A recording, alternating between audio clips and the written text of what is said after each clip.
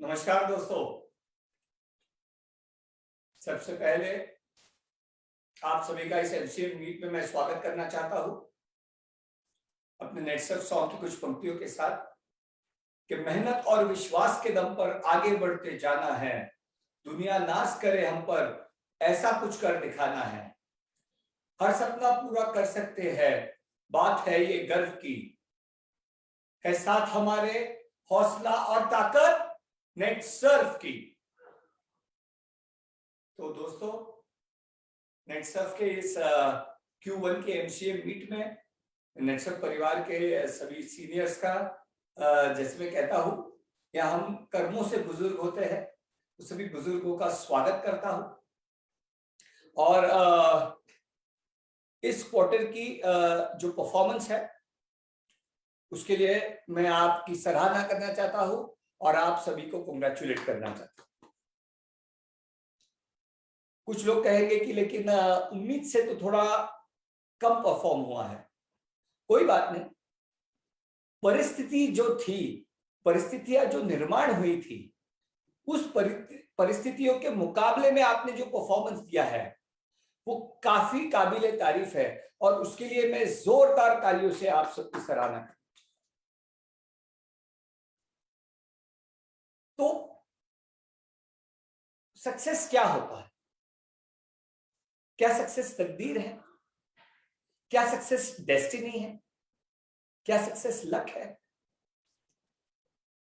तो मेरा यह मानना है कि परिस्थिति जो है, सिचुएशन जो निर्माण होती है, वो लक है, वो डेस्टिनी है, वो भाग्य है। उसे आप किस तरह से रिस्पॉन्ड करते हो, वो एटीट्यूड सक्सेस है। और ऐसा ही बेहतरीन एटीट्यूड आपने पिछले साल भी दिखाया था और इस साल भी दिखाया है, और इसीलिए मैं आपको और आपके इस परफॉर्मेंस को सक्सेसफुल मानता हूं। कोरोना का आना ये हमारी तकदीर थी, ये हमारा भाग्य था, ये हमारी डेस्टिनी थी। लेकिन उसको हमने कैसे रिस्पॉन्ड किया, उससे हमने कैसे परिस्थिति को उत्तर दिया, वो आपका एटीट्यूड, वो आपका मोबाइल एप्लीकेशन को अपनाना, नए अंदाज में बिजनेस को चेंज कर देना, मोबाइल टू मोबाइल बिजनेस बना देना, एक पर्सन टू पर्सन बिजनेस को स्क्रीन टू स्क्रीन बना देना, वो आपका एटीट्यूड जो है, उसका जो हमें रिजल्ट मिला, वह सक्सेस। परिस्थितियां आती रहती है, परिस्थितियों को हम कैसा उत्तर देते हैं उसके ऊपर सक्सेस डिपेंड करता है। और मैं कहना चाहूंगा कि आप लोगों ने पिछले वर्ष और इस वर्ष दोनों साल बखूबी परिस्थिति को उत्तर दिया है, बखूबी परिस्थिति को रिस्पॉन्ड किया है। जैसे मैं अपना उदाहरण देता हूं।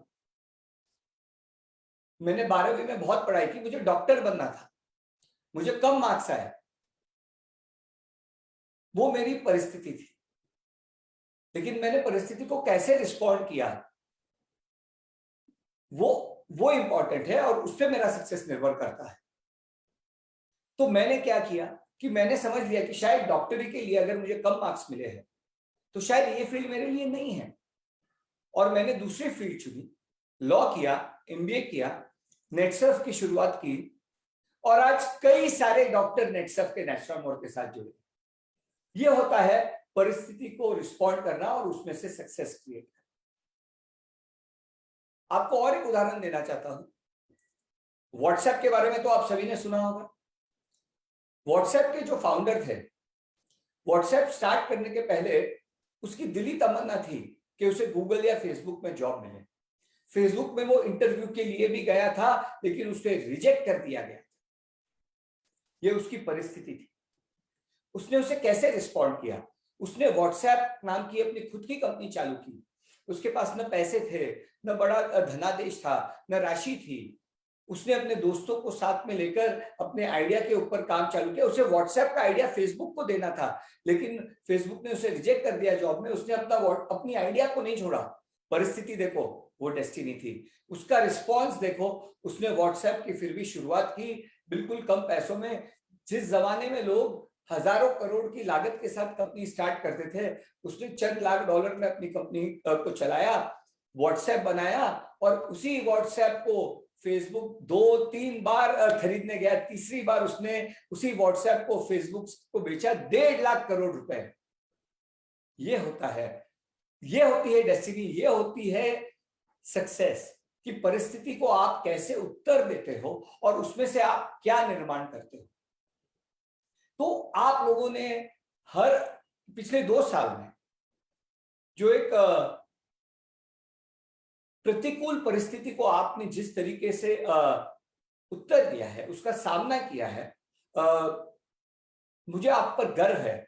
और मुझे पूरा विश्वास है कि अगर ऐसे कठिन परिस्थितियों में हम ऐसा काम कर सकते हैं, तो सोचो, कोरोना तो आज आया है, कल चला जाएगा, जब जाएगा और परिस्थितियां बदल जाएगी, अच्छी हो जाएगी। हमने कठिन परिस्थिति में 50% से ज्यादा का ग्रोथ अचीव किया है। अगर अच्छी परिस्थिति आएगी तो मुझे पूरा यकीन है कि आप लोग 100% ग्रोथ अचीव करते हैं।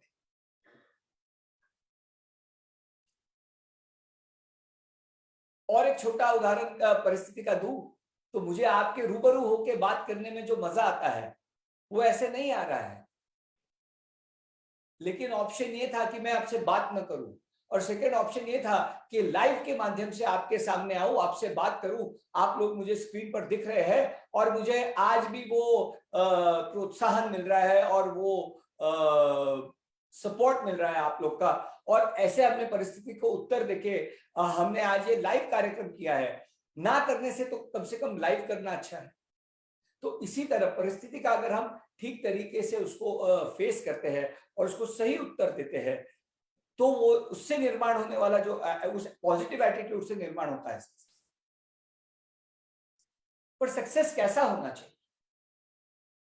नेटसर्फ की क्या व्याख्या है सक्सेस कि यही बिजनेस करे आपका और मेरा अगला जनरेशन, रंग दे, और नेटवर्क से काम करने वाले हमारे कई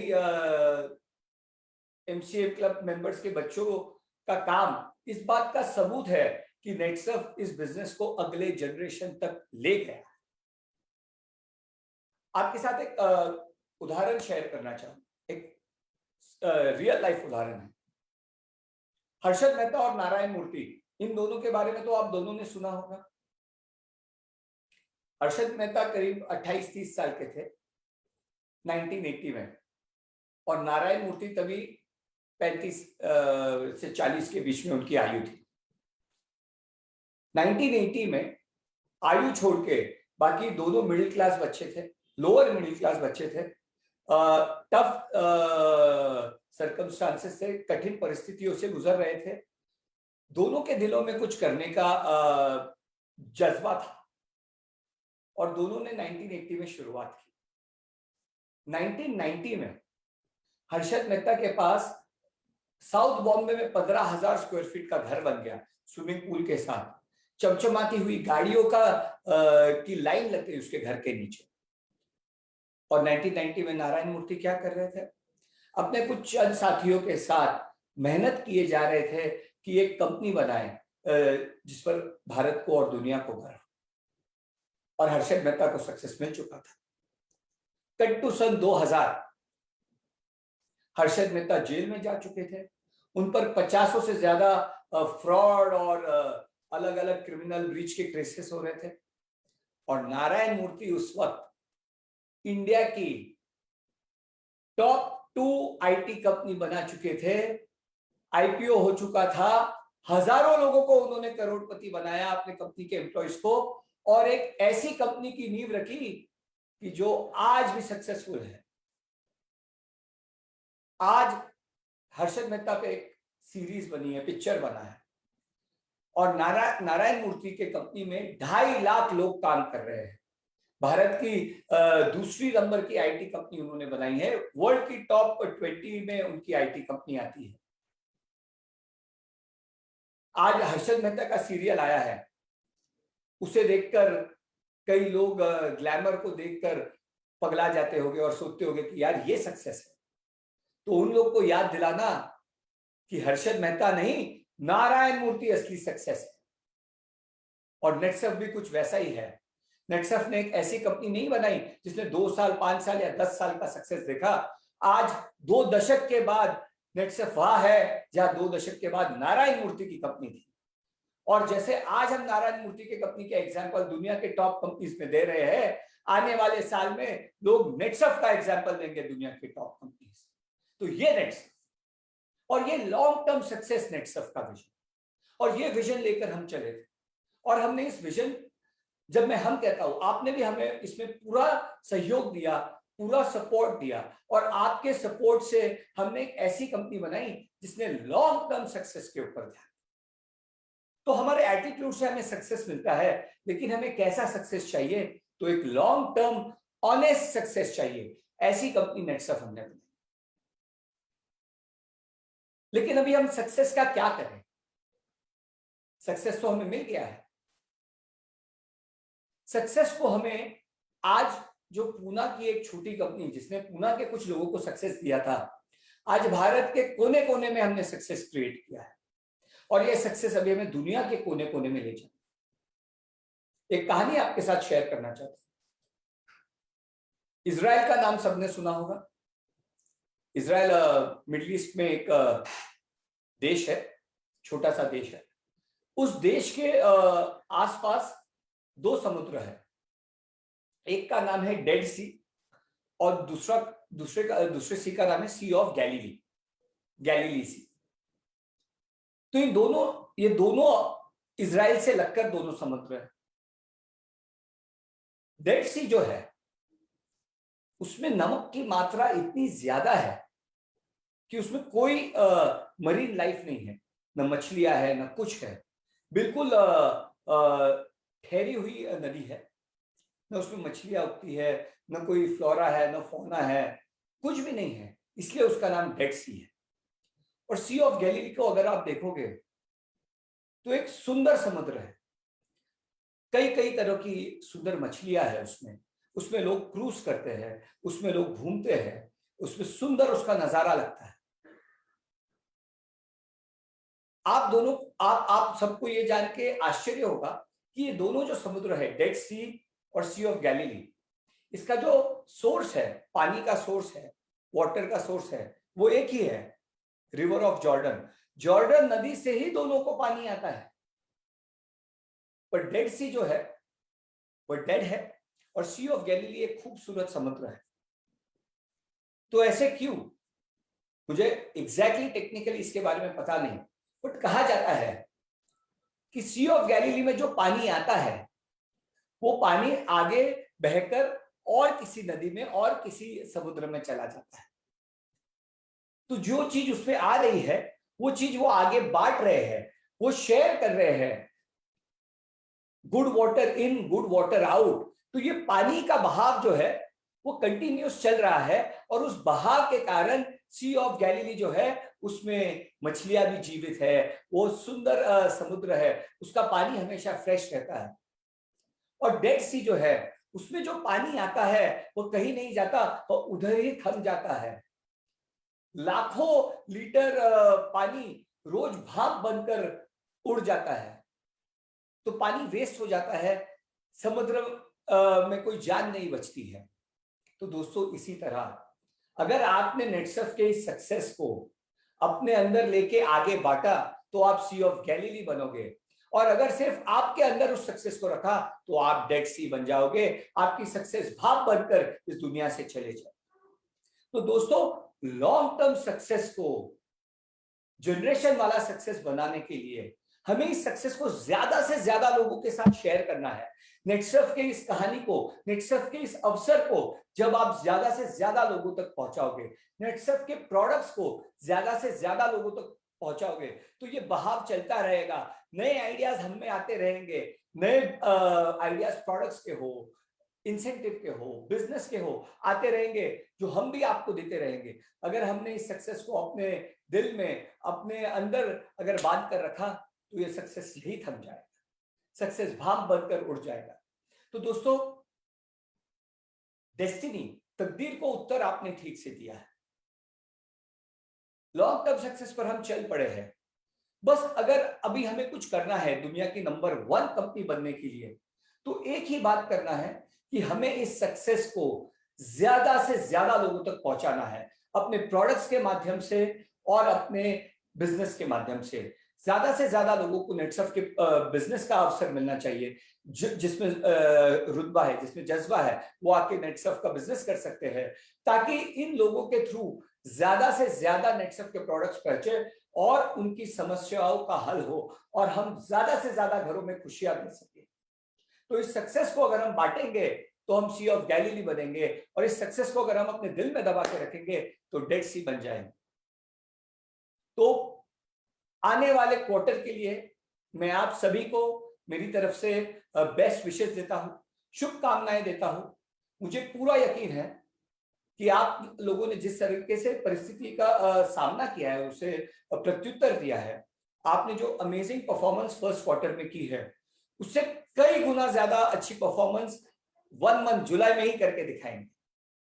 मुझे पूरा यकीन है कि फर्स्ट क्वार्टर का टर्नओवर, उससे ज्यादा टर्नओवर आप जुलाई में करके दिखाएंगे, कि जिस तरीके से आपने इस परिस्थिति का उत्तर दिया है। और ये जुलाई का महीना जो है, आने वाले वर्ष के लिए एक हम प्लेटफॉर्म क्रिएट करेंगे और पिछले साल का भी रिकॉर्ड ब्रेक करके दिखाएंगे। इसी शुभकामनाओं के साथ कुछ पंक्तियों के साथ मैं आपकी विदा लेना चाहता हूं कि कुछ करना है तो डटकर चल, थोड़ा दुनिया से हटकर चल। कुछ करना है तो डटकर चल, थोड़ा दुनिया से हटकर चल। लिख पर तो सभी चलते हैं, तू इतिहास पलट कर चल। लिख पर तो सभी चलते हैं, तू इतिहास पलट कर चल। सोच मत, साकार कर, अपने कर्मों से प्यार कर। सोच मत, साकार कर, अपने कर्मों से प्यार कर। जो चले अकेले थे उनके पीछे आज मेले है। जो चले अकेले थे उनके पीछे आज मेले है। इंतजार करने वाले आज भी अकेले हैं। इंतजार करने वाले आज भी अकेले हैं। कुछ करना है तो डटकर चल, थोड़ा दुनिया से हटकर चल। जय हिंद, जय भारत।